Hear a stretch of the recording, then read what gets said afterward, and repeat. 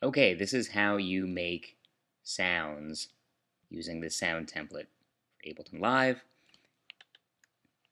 Double-click the sound template file, open Ableton Live 9. You need to have Max for Live installed. And here is the session.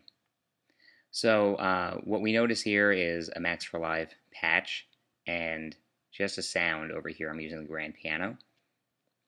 And you can very simply zoom in here and see that we have chords.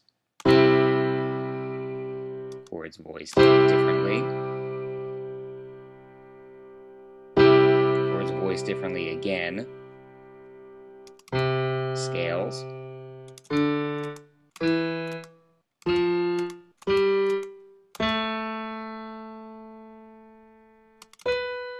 Scales up an octave.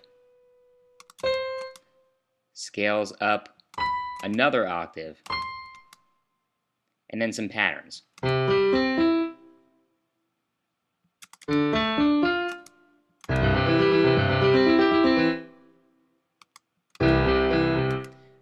So to change the sound of these things, you just go over here to the instruments, find another instrument to your liking.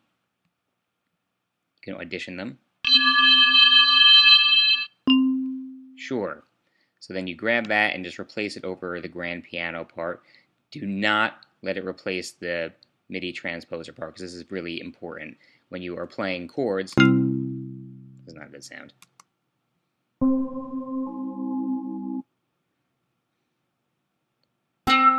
Flange harp. Okay, sure.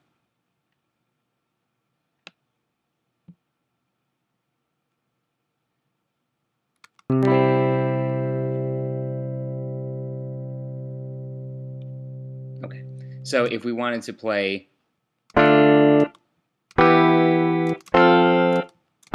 sound is terrible.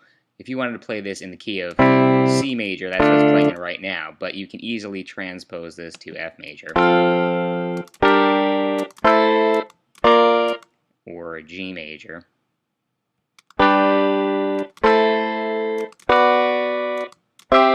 And you can transpose it down if needed.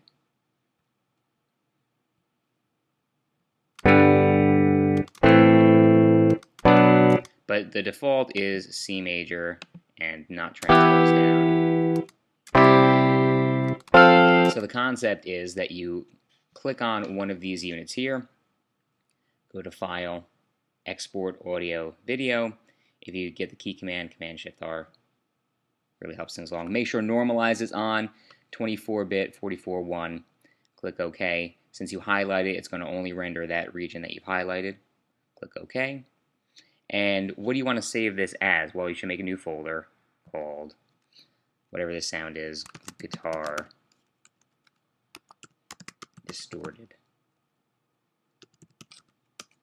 Okay, so the actual naming structure is built into this thing. So if you were to like look over here, you can see it should be something like C major octave 1 chord 1.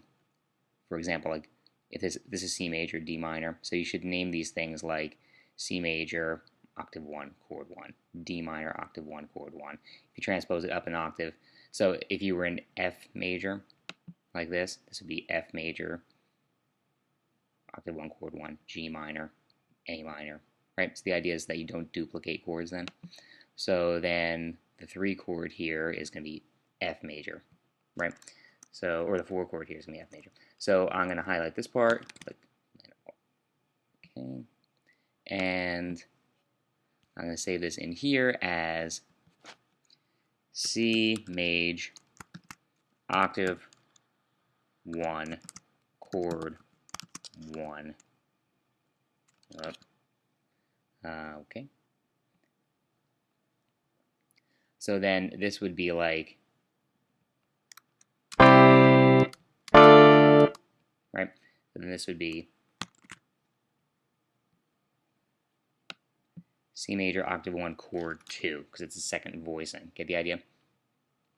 So by the time you do this whole thing, then you'll have a complete sound set, which you can then reference. Now you may have noticed that there's this volume stuff happening down here on the master track.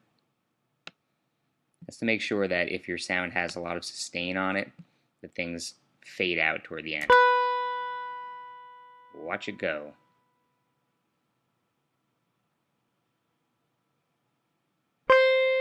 Just prevents any reverb or any other type of effects you do from getting cut off when you render it. Guess how long it took me to figure that out.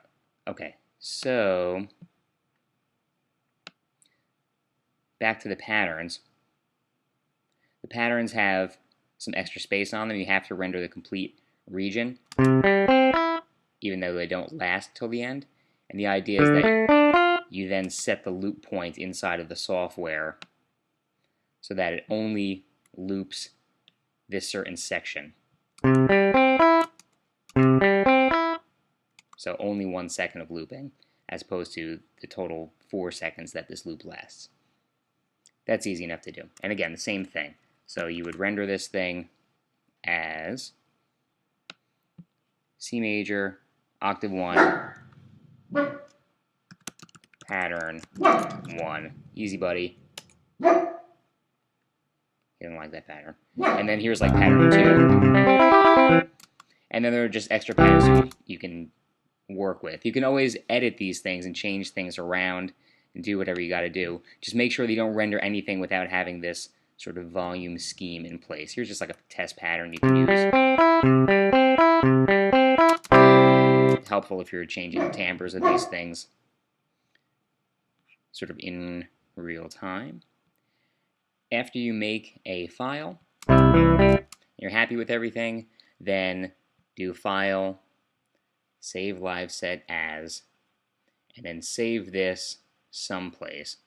So if you saved it in Guitar Distorted, maybe just make another folder outside of that called Guitar Distorted Session, something like that. Okay. If you brought in any external loops or anything like that, then you have to do Collect All and Save.